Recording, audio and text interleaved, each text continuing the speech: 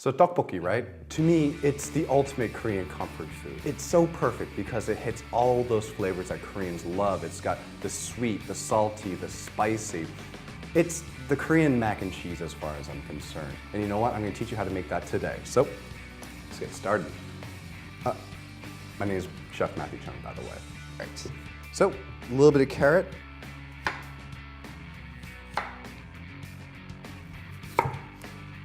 There we go. We don't actually want a ton of vegetables in here. It's all about that 떡. All right, let's get some onion. Slice it north to south. Now for a little green onion.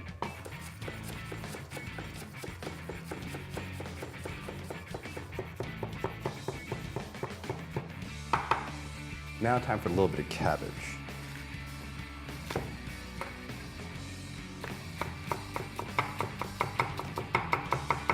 So next we're gonna pick and clean the 멸치, which are little tiny fish, and that's gonna form the basis of our stock.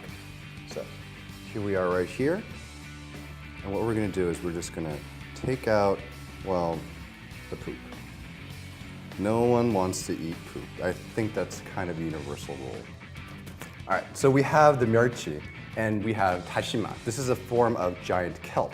Now, this is known in Japanese as kombu, and kombu, it's a classic sort of stock base, and it's because it's full of glutamates, which are the things that, glutamates are the basis of umami. And MSG was actually first derived from kombu, from 다시마. So what this is gonna do is that these two together are full of these glutamates. So it's gonna just result in this really rich, savory, yet light stock. All right, so we're just gonna use this 멸치 and the 다시마 along with this 어묵, which are Korean style fish cakes, and we're gonna use this to make our stock. So we're just gonna put this in our pot, which, so there. Okay, got the pot. There we go. Proper preparation. It's all about being prepared.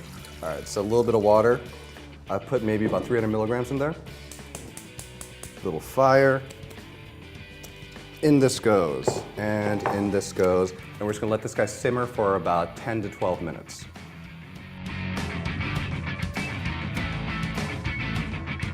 So what we need to do now is just strain it. There we go. Ooh, that's beautiful. Nice and rich, but light at the same time.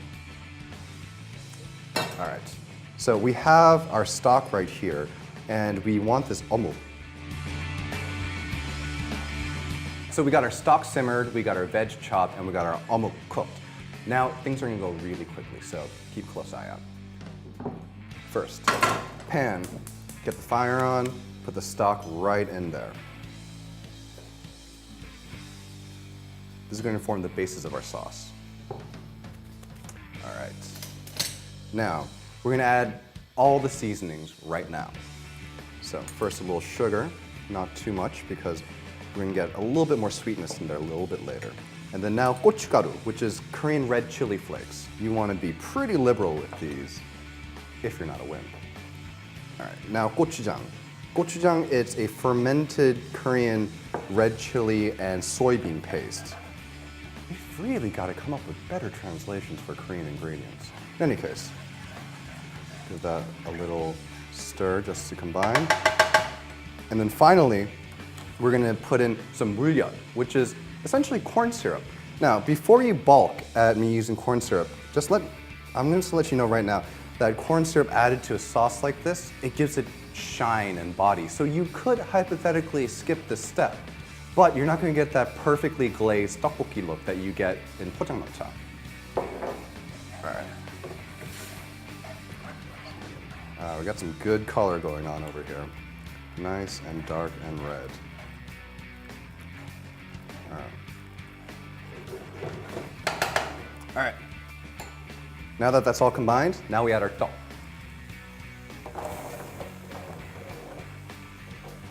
There we go. All right. So the pan loses a little bit of heat. It's got to come back up to a simmer, and at that point, we're going to add our vegetables.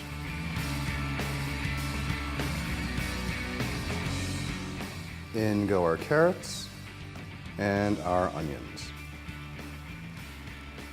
Now, you don't want to put too many vegetables in tteokbokki.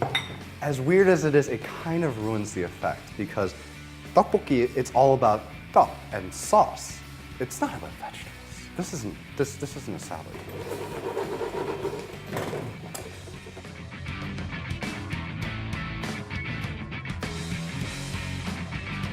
So this is going to simmer for about 5-6 minutes. While this is working, we're going to slice our omelette just into little strips. So cut it once down the center like that. Put them all on top of each other like schmo.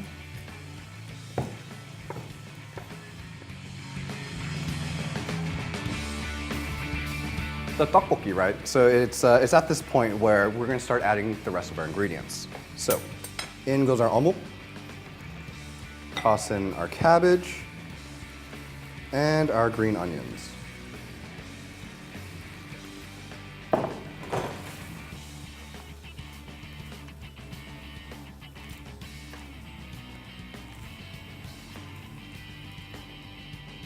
Now, if at any point this seems to get a little bit too thick or too sticky, you add a little bit of additional stock on there. But likewise, if you're not getting that right color, add a little bit more gochujang. The last ingredient we're going to add is gennim. It's perilla leaf. So, nice wide chop. We're not going to add too much because it does have a pretty assertive flavor. It's part of the mint family, perilla. It's closely related to Japanese shiso, and it has this great herbaceous floral character to it. So, in you go.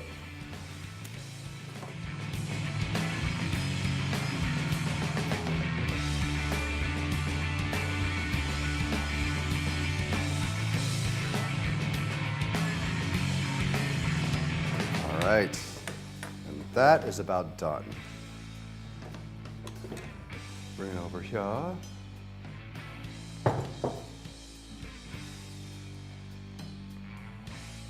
Into that plate it goes. All right. Last little touches. Sesame seeds. And a little bit of green onion. Sliced, put right on top. Oh, so pretty. And there you have it. This is tteokbokki. This is the food that brings me back to being that happy fat kid stuffing his face in the middle of the street.